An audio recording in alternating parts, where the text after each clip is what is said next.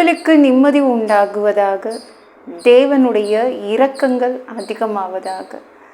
தேவன் என்ன சொல்கிறாங்கன்னா, சங்கீதம் 91:4, அவர் தமது சிறகுகளாலே உன்னை மூடுவார், அவர் செட்டைகளின் கீழே அடைக்கலம் புகுவாய், அவருடைய சத்தியம் உனக்கு பரிசயமும் கேடகமும் ஆகும். என்னங்க, நம்ம சாதத்தை மூடி தான் வைப்போம், நம்ம கஷ்டப்பட்டு செய்வோம். சாதத்தை திறந்து வைப்போமா? குழம்பு கூட்டு எல்லாத்துக்கும் ஒரு தட்டு வச்சுருப்போம்ல. அதை மாதிரி தான் நம்ம எல்லாமே பத்திரமா வைக்கணுன்னுக்காக தான் மூடி மூடி வைக்கிறோம். தேவனும் அப்படி தான் பத்திரமா உங்களை வச்சுக்கிறாருங்க. காரு எல்லாத்தையுமே மூடி வச்சுருவோம் இல்லை?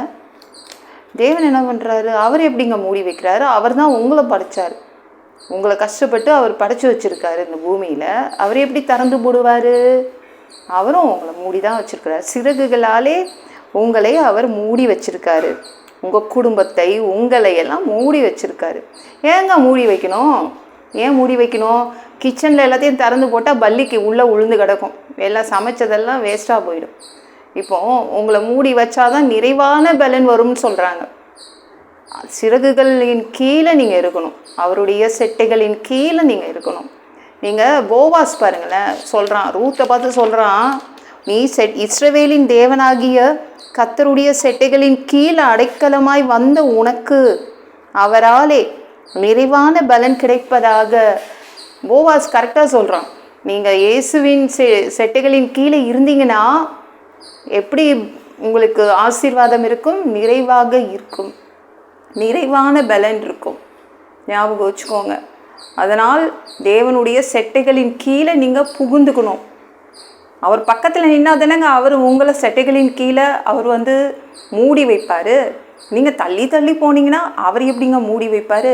எப்படி பக்கத்தில் போய் நிற்கிறது, எப்படி அவர்கிட்ட நெருங்கிறது? நல்லா ஜெபம் பண்ணணும். ஜெபிக்கிறது கசப்பு கிடையாது, பேசணும். பேசிகிட்டே இருங்க, அவ்வளோதான். முட்டி தான் போட்டு ஜெபம் பண்ணணும்லாம் அவசியம் இல்லை, சரிங்களா? பசுத்த ஆவியில் நிரம்பி இருக்கணும். பசுத்தாவி பெறாதவங்க பசுத்தாவி பெற்றுக்கொள்ளுங்க. இதெல்லாம் நெருங்கணும். அப்படி தான் நெருங்க முடியும் தேவன்கிட்ட. அப்போ தான் அவர் உங்களை செட்டைகளின் கீழே மூடி வைப்பார். நல்லா துதித்து பாட்டு பாடுங்க, சரிங்களா? உபவாசித்து ஜெபம் பண்ணுங்க, வாரத்துக்கு ஒரு தடவையாவது. அப்படி நெருங்கணும். அவர்கிட்ட நெருங்க நெருங்க நீங்கள் என்ன பண்ணுவீங்க? அவர் என்ன பண்ணுவார்? மூடி வைப்பார், உங்களை நல்லா மூடி வைப்பார். அவர் மூடி வைக்கிறதுனால நமக்கு நிறைவான பலன் வரும். எல்லா இடத்துலையும் உங்களுக்கு ஒரு 100% உங்களுக்கு அந்த ஆசீர்வாதம் வரும், சரிங்களாங்க? அதனால் கவனமாக இருந்து மூடி வைங்க. நம்ம நகோமி இருக்காங்களே, அவங்க மருமகள்களை, தேவனுடைய செட்டைகளின் கீழே இருந்த மருமகள்களை 2 பேரையும் இழுத்து வெளியில் விட்றா. நீ உங்கள் அம்மா வீட்டுக்கு போய்டு, உங்கள் அம்மாவுடைய நிழலில் வாழு, அங்கே வாழ்ந்தாதான் உனக்கு நீ நல்லா இருக்க முடியும்னு அனுப்புனான். அது அவளுக்கு புரியல, நகோமிக்கு புரியல. மருமகள்கள் அம்மா வீட்டில் இருந்தால் தான் நல்லா இருப்பாங்கன்னு அனுப்புனான். ஆனால் ரூத்து மட்டும் ஒத்துக்கவே இல்லை. ரூத் என்ன சொன்னா? நான் தேவனுடைய செட்டைகளின் கீழே தான் இருக்க ஆசைப்படுறேன், நான் எங்கள் அம்மா வீட்டுக்கு போக மாட்டேன் அப்படின்னு அவன் பிடிவாதம் பிடிச்சி தேவனுடைய செட்டைகளின் கீழே உட்காந்துக்கிட்டா. நம்ம யாருடைய நிழலில் இருக்கணும்னா தேவனுடைய நிழலில் இருக்கணும். அதான் போவாஸ் வயலில் பார்த்துட்டோன்னே சொன்னான். ரூத்தை பார்த்துட்டு என்ன சொன்னா? ரூத்து, நீ கரெக்டாக தான் செய்திருக்க, தேவனுடைய சிறகுகளின் கீழே நீ நின்றுட்டுருக்க. உனக்கு உன் ஹஸ்பண்ட் இல்லாமல் இருக்கலாம், உனக்கு பணமே இல்லாமல் இருக்கலாம், ஆனாலும் நிறைவான பலன் இருக்கும் அப்படின்னு போவாஸ் அந்த ரூத்தை பார்த்து சொல்கிறான். ஞாபகம் வச்சுக்கோங்க, கிட்ட கிட்ட போங்க. உலகமே எவ்வளோ பெரிய பணக்காரங்களாம் தேவன் பக்கத்தில் நிற்கிறாங்கங்க, ஆரோக்கியமாக இருக்காங்க, அவங்கெல்லாம் தேவன் பக்கத்தில் நிற்கிறாங்க. நீங்கள் ஏன் தள்ளி தள்ளி போங்கிறீங்க? தள்ளி தள்ளி போகாதீங்க, தூரமாக நிற்காதீங்க, இயேசு கிட்ட போங்க. போனால் தான் அவர் உங்களை மூடி வைக்க முடியும், நிறைவான பலன் உங்களுக்கு வரும். இந்த வீடியோ பிடிச்சிருந்துச்சுன்னா மற்றவங்களுக்கும் ஷேர் பண்ண மறக்காதீங்க. கர்த்தர் தாமே உங்களை ஆசீர்வதிப்பாராக. ஜெபம் பண்ணலாமா?